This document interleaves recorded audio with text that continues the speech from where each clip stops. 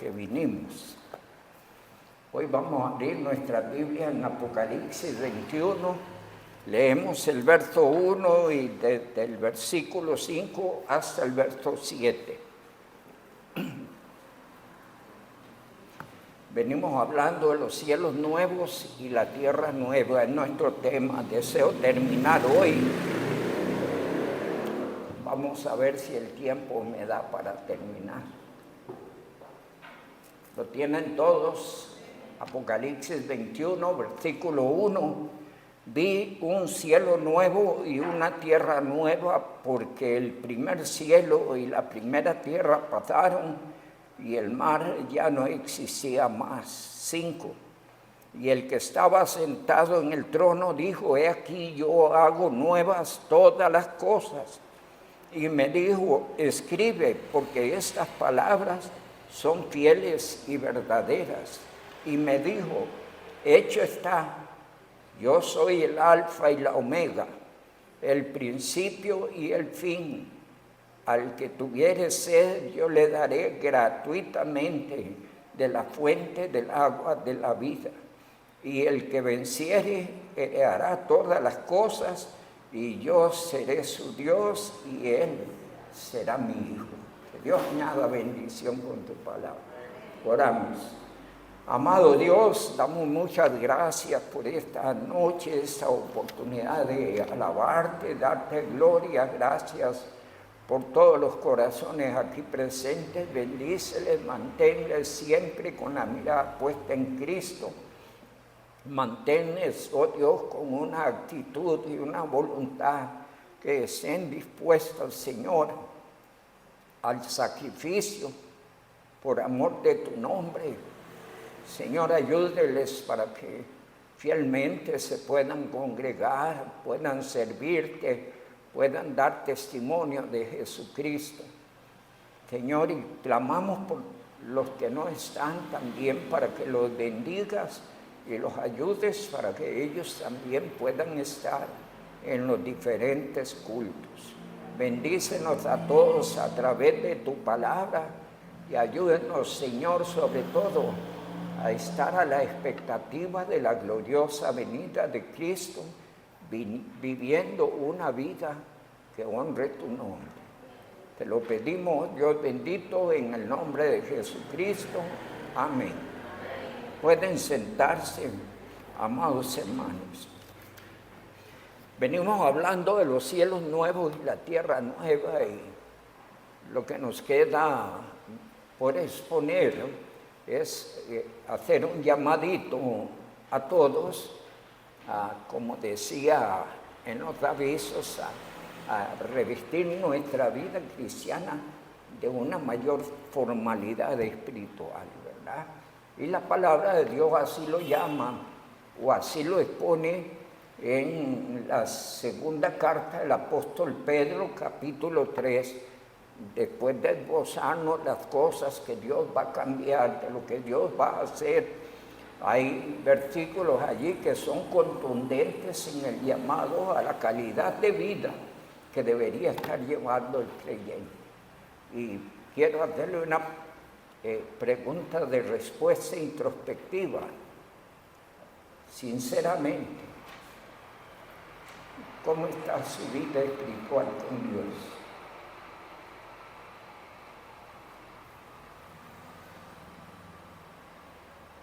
¿Está siendo consecuente a la obra que Cristo hizo en favor suyo? ¿Está viviendo en una vida que corresponde a las enseñanzas del Señor a través de su palabra? Piensen en esto. No tenemos que parecernos a nadie en la vida espiritual, sino a Cristo. ¿Sí? El término cristiano significa ¿qué cosa? Cristos pequeñitos. Eso significa. Y tenemos que darle seriedad conforme a lo que Dios enseña en su bendita palabra. Dice San Marcos capítulo 13, y esto en relación a la pronta venida de Cristo. un llamado que a todos nos debe interesar, donde leemos en el verso 32, pero de aquel día y de la hora nadie sabe. Puede ser en cualquier momento, ¿no? No podemos fijar fecha, ni de una hora, ni de un día, ni de un año. Pero han pasado 20 siglos y esos 20 siglos nos han acercado en forma increíble a ese acontecimiento glorioso. Y debemos estar todos ansiosos esperando ese día. Decía uno de nuestros himnos, cara a cara espero verle, más allá del cielo azul. Cara a cara en plena gloria he de ver a mi Jesús. Nuestro texto dice, versos 32, pero de aquel día y la hora nadie sabe, ni aun los ángeles que están en el cielo, ni el Hijo, sino el Padre. Pero el consejo que viene en relación a la incertidumbre del momento, el día o la hora en que Cristo vendrá, hay un llamado, sí, amén. Y el llamado es mirad. ¿Qué significa mirar? Sea la expectativa. ¿Sí? Porque va a suceder en cualquier momento.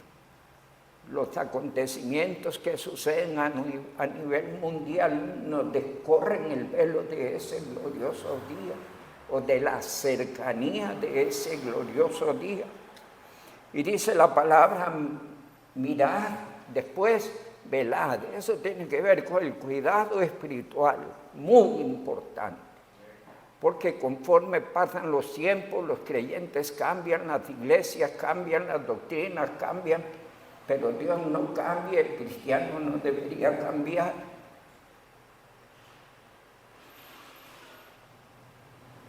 A nuevas formas, sino a la forma bíblica. Es que dicen, bueno, los tiempos se han modernizado. Hay algunas cosas del modernismo que no sirven, pero las reglas siguen siendo las mismas. Entonces Dios quiere que el creyente vuelva a la Biblia, porque no hay más verdad para el cristiano fuera de lo que Dios enseña en tu palabra, y hay que permanecer allí, ¿sí? ¿Verdad? Allá, vámonos a Apocalipsis, no me pierdan este pasaje, pero vamos a Apocalipsis 3.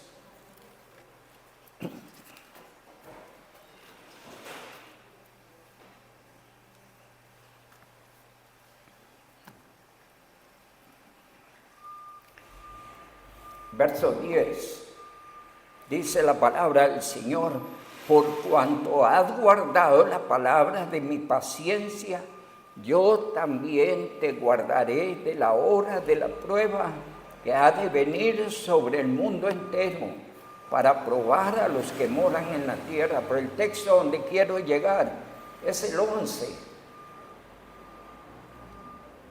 He aquí, yo vengo pronto. Retén lo que tienes para que ninguno tome tu corona. El creyente no debe aflojar, no debe distraerse, debe ir para adelante con la mirada puesta en Cristo. Cada día creciendo, que no pasen los días, los meses, los años en balde. Sucede a veces que pasa la vida del creyente de balde. Sí. No crece, no aprende, lleva una vida en un país muy lindo, Costa Rica, una vida de mucho confort, ¿sí? Donde casi no nos gusta molestarnos o incomodarnos por nada, y espiritualmente eso debe cambiar. Gracias a Dios que Cristo se incomodó allá en el tercer cielo por usted y por mí.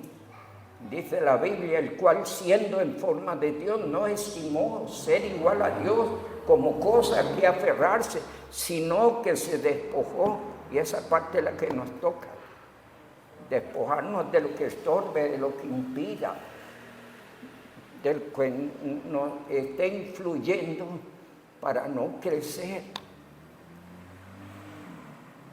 Por eso decíamos al principio que la vida espiritual nuestra debe revestirse de mayor seriedad.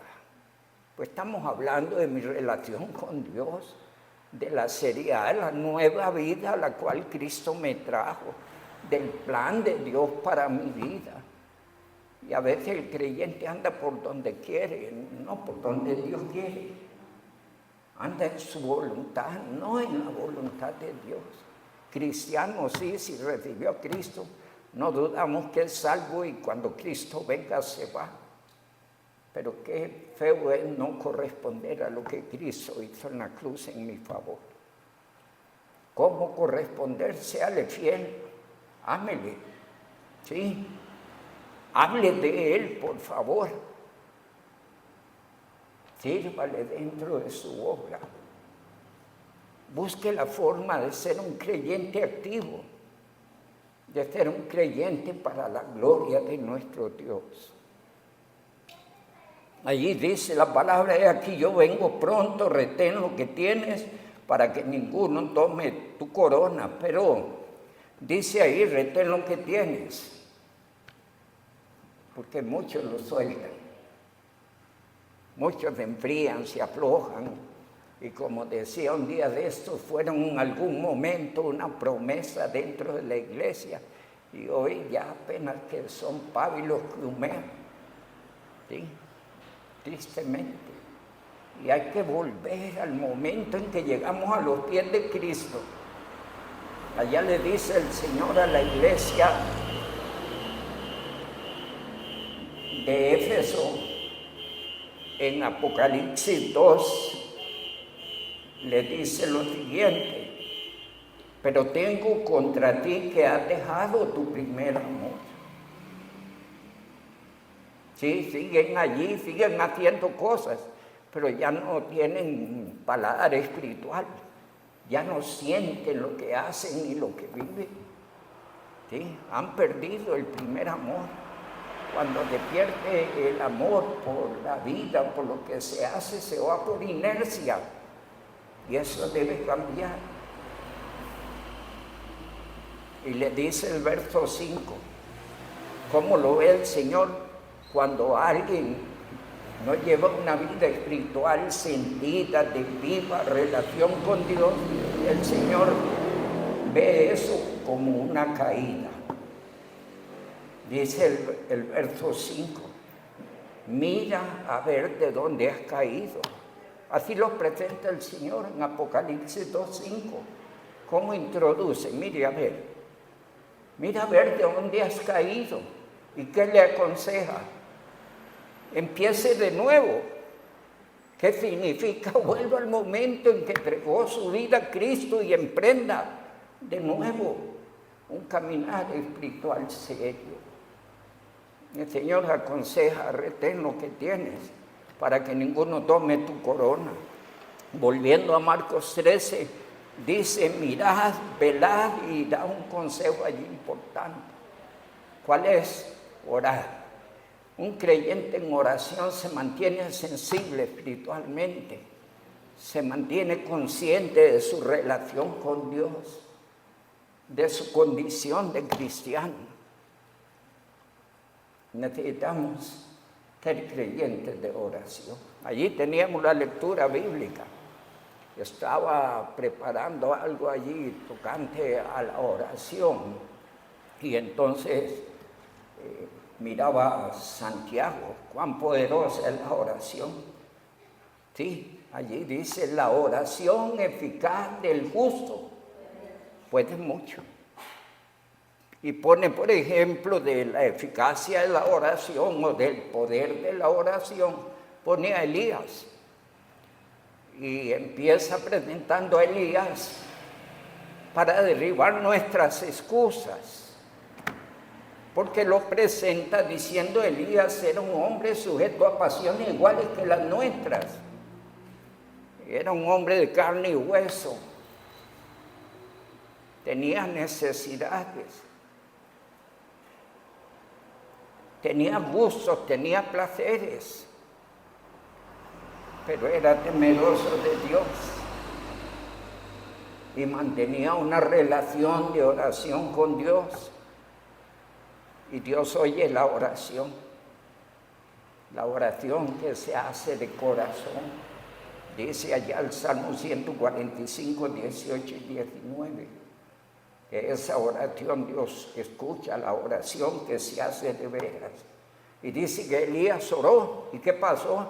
No llovió sobre la tierra, ¿por cuánto tiempo? Y volvió a orar, ¿y qué pasó? Para hablar de la eficacia de la oración, del poder de la oración. Un creyente que ora es poderoso, es fuerte, es claro, es definido, es consciente, es sensible espiritualmente. Por eso dice la palabra del Señor allí: mirad, velad y orad, 3 cosas elementales en el caminar del creyente que espera a Cristo. ¿Sí?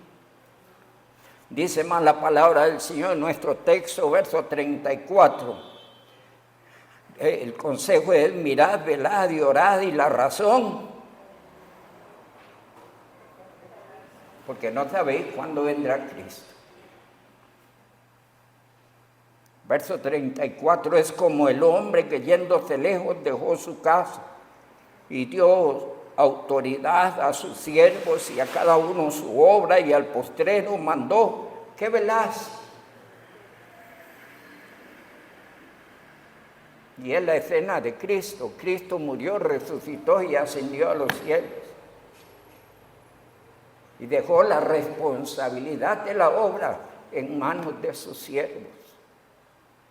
Es decir, en sus manos y en mis manos, en las manos de nosotros. Para que todos llevemos adelante la obra. Hombres, mujeres, jóvenes y niños valientes lo han hecho por más de 20 siglos. Hoy la tarea es nuestra y debemos seguir honrando el hecho de que Dios dejara su obra en nuestras manos.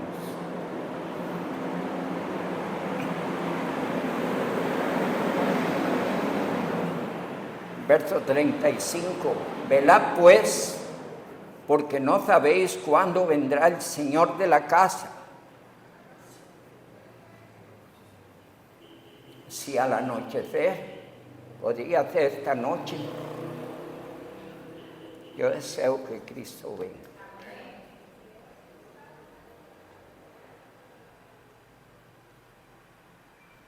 Y cada creyente sensible debe estar esperando que Cristo venga.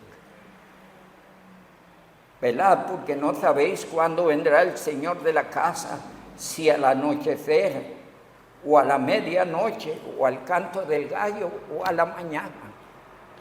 Ahí tenemos un gallo que se trasladó al barrio nuestro. No le pertenece a nadie, vive en todos los lugares allí. Y en todos le echan cositas allí. Entonces, cuando nosotros vamos a desayunar, allí llega. Pero ese gallo constantemente empieza a cantar como es de las 3 de la mañana. ¿Sí?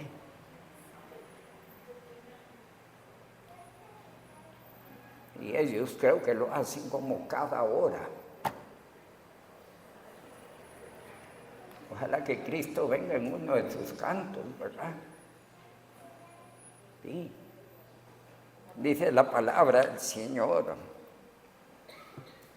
para que cuando venga de repente, ¿qué cosa? ¿A dónde apuntaba todo? A que no nos halle durmiendo. Se duermen los creyentes espiritualmente. Pierden la conciencia de quién son, para quién viven y a quién sirven. Por eso dice allá Efesios capítulo 5, versículo 14, despiértate tú que duermes y levántate de los muertos y te alumbrará Cristo. Porque los creyentes se duermen espiritualmente y hacen de su hermosa vida en Cristo un religioso más. El mundo está plagado de religiosos que no caminan para ningún lado. El creyente tiene rumbo. Sabe de quién es, para quién vive y a quién sirve. Dios no quiere que ningún creyente se duerma ante el hecho que viene tratando, el cual es la venida de Cristo. Y dice el verso 37. Alguien dirá, es que ese fue el mensaje del primer siglo, ¿no? El Señor previó esa idea en el último texto. Y lo que a vosotros digo, a todos lo digo. ¿Qué cosa? ¿Verdad? Es lo que el Señor espera de los creyentes. La palabra del Señor llama allá en Hebreos, capítulo número 10, a no aflojar, por favor. Dice el verso 23.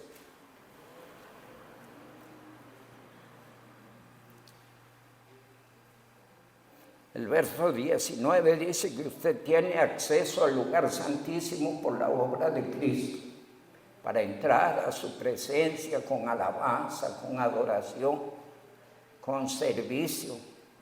Sí. Y el verso 22 dice que se acerque a Él con corazón sincero.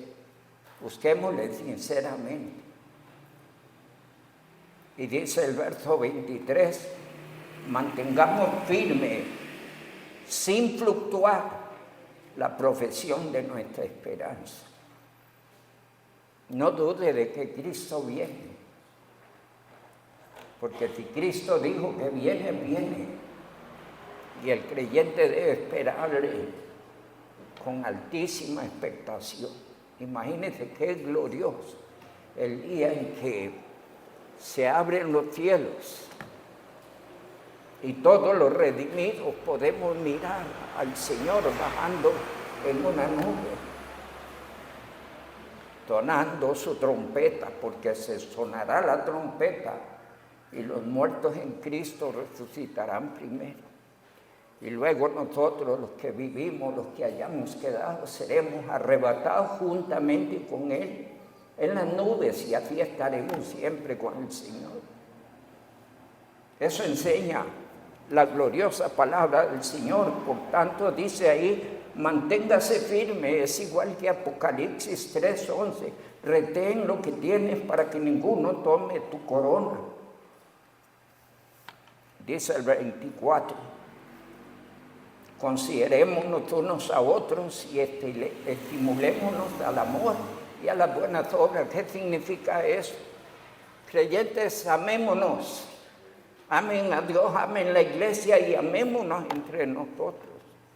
Uno que ama, que da en favor del otro. La idea tiene que ver con el cuidado espiritual los unos de los otros y el cuidado de la iglesia. Los cimientos de la obra de Dios se establecieron sobre el amor, y la expresión más sublime de Dios, de su amor, se dio en la cruz del Calvario, a dar a su Hijo Jesucristo nuestro rescate. ¿Cómo lo hizo? Porque de tal manera amó Dios al mundo que ha dado a su Hijo unigénito, para que todo aquel que en Él cree no se pierda, mas tenga vida eterna. Dios muestra su amor para con nosotros en que, siendo aún pecadores, Cristo murió por nosotros. Por eso Dios llama a los creyentes a amarse. Pero es difícil que haya amor entre nosotros por la obra del Señor si no amamos a Dios. Ame a Dios y todo lo demás va a ser más fácil, porque tu amor estará fortalecido en el poder de Dios. Y entonces aún puedes amar a los enemigos, puedes amar la iglesia. Y cuando alguien ama la iglesia, se da por ella. Dice la palabra del Señor, verso 25, no dejando de congregarse. No deje de congregarse. Yo sé que hay muchas ocupaciones. Sé que a veces surgen alternativas y otras cosas. Pero ponga en su lista congregarse en los días en que, en el caso de nuestra iglesia, tiene establecido para congregarse. Esto no es algo que se surgió en mi ministerio. Por cierto, el lunes cumplo 39 años de ministerio. Pero cuando yo vengo a Cristo y llego a la iglesia hace 44 años, el orden cultico de nuestra iglesia existía, con horarios diferentes, porque el ambiente era diferente, y entonces el culto era a las 7 de la noche, el que tenemos a las 5. Sí. Y los martes y los jueves, ¿a qué hora era? A las 7 de la noche. Nosotros lo tenemos a las 5. Entonces Dios no quiere que usted deje de congregarse. Su presencia, permítame decirle, embellece los cultos. Usted es muy importante dentro de la obra del Señor.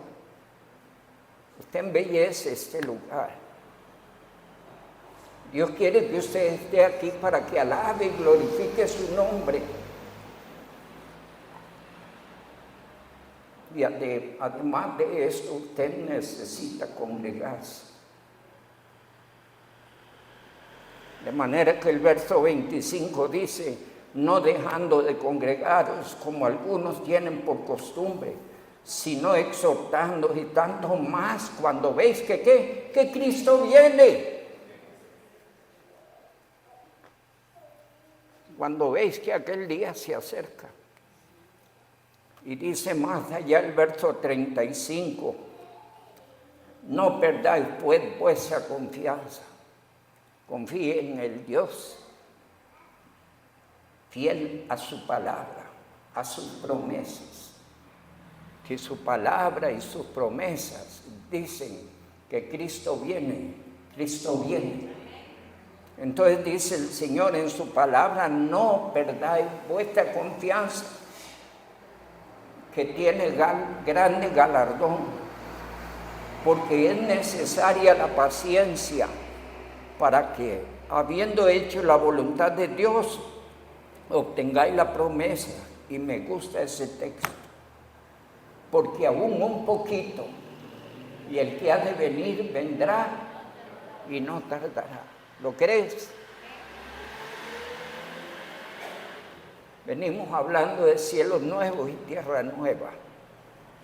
Y la palabra del Señor nos dice a nosotros allí en 2 Pedro, por favor, vamos allí.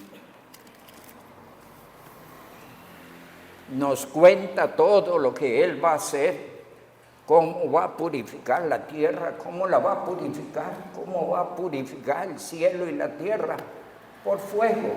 Así hemos predicado. Así dice el pasaje bíblico. Y nos cuenta que Él va a hacer cielos nuevos y tierras nuevas. ¿Y para qué cuenta eso a los creyentes? Dice el verso 11, puesto que todas estas cosas han de ser deshechas, ¿cómo no debéis vosotros andar en santa y piadosa manera de vivir? ¿A dónde apuntaba la enseñanza? A revestir de seriedad nuestra vida espiritual.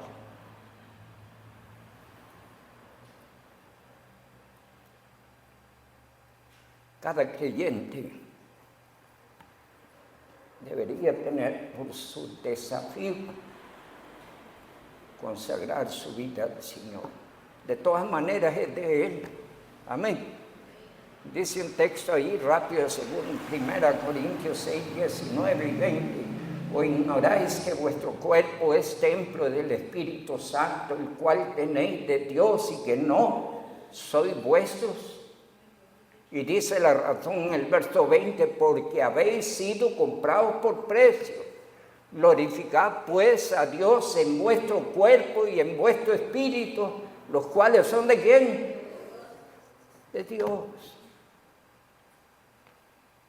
Por eso debemos consagrar nuestra vida a Él. ¿Qué dice Romanos 12:1? Ruego por la misericordia de Dios que presentéis vuestros cuerpos en sacrificio vivo, santo, agradable a Él, que es vuestro culto racional. Es lo que debería entender el creyente, que Dios lo llamó en Cristo para que consagre su vida a Él, para que viva para Él. Literalmente lo dice 2 Corintios 5, verso 15. Y por todos murió, para que los que viven ya no vivan para sí, sino para aquel que murió y se entregó por ellos. Eso lee en 2 Corintios 5, 15. De manera que, amado hermano, no afloje. Yo sé que ahora llueve, pero si tiene que salir a trabajar y está lloviendo, ¿qué hace? Va a trabajar. Y si los que van a escuela y colegio, llueva, haga frío, ¿a dónde van? Sí. Entonces, ¿qué hacer cuando hay culto en la iglesia? Hágase de su paraguas, hágase su capita para que no se resfríe, ¿de acuerdo? Pero estemos en la casa del Señor. Usted ha podido constatar allí en Hebreos 10, verso 25, que Dios no quiere que usted deje de congregarse. Y más bien llama a la iglesia que nos exhortemos unos a otros para congregarnos. Eso dice el verso 25. De manera que hacemos un llamadito en este sentido. Es glorioso lo que espera a los creyentes. Es glorioso. Hermano Santiago puso allí: cara a cara espero verle. Y después de aquí, de que somos arrebatados, vamos al tribunal de Cristo. Reunión de santos para rendir cuentas. Todos, no sé cómo nos irá a vestir el Señor, pero hace un énfasis sobre el blanco, ¿verdad? No sé. Y después de eso, ¿qué sigue allá arriba? La boda del Cordero. Y después, ¿qué sigue? La segunda venida gloriosa de Jesucristo con los santos. Y después, ¿qué sigue?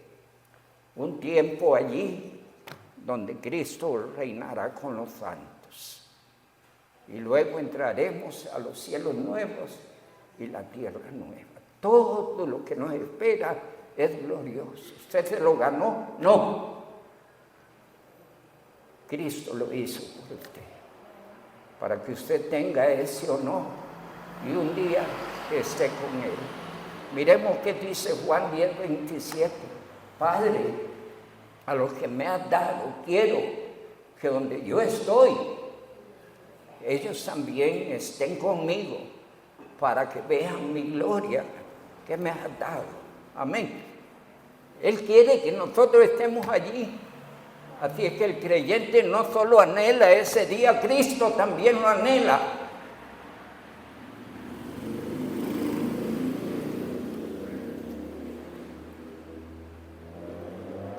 Será maravilloso cuando estemos en la presencia de Cristo. En presencia estar de Cristo, dice uno, será maravilloso.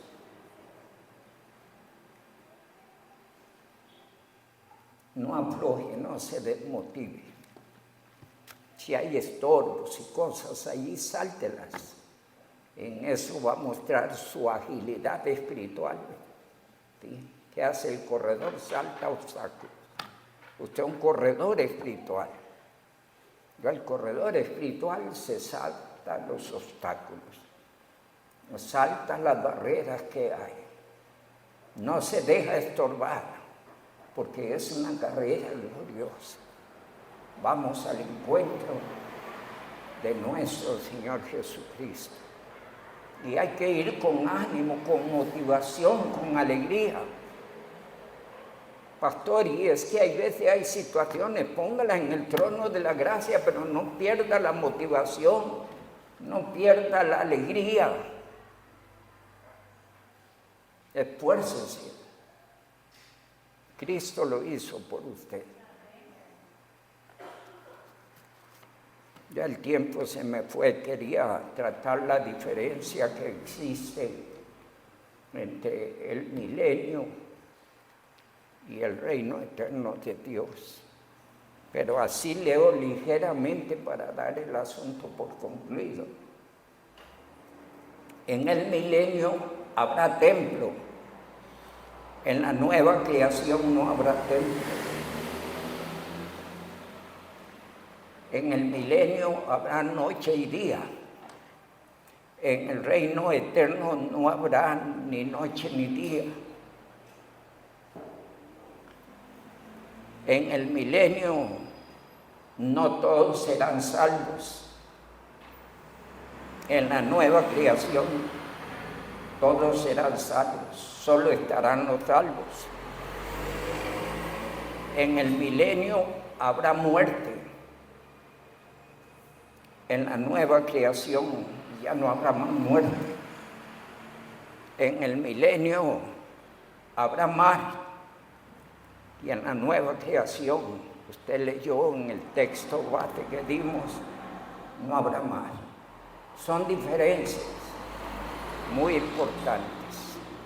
Nosotros vamos a lo eterno. Lo que hay ahorita es temporal.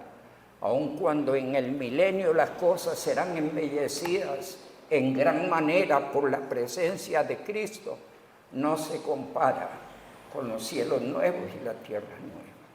Y nosotros esperamos, según sus promesas, cielos nuevos y tierra nueva.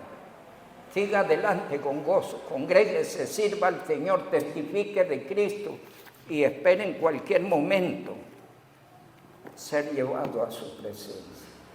Que el Dios Altísimo le diga bendición. Gracias.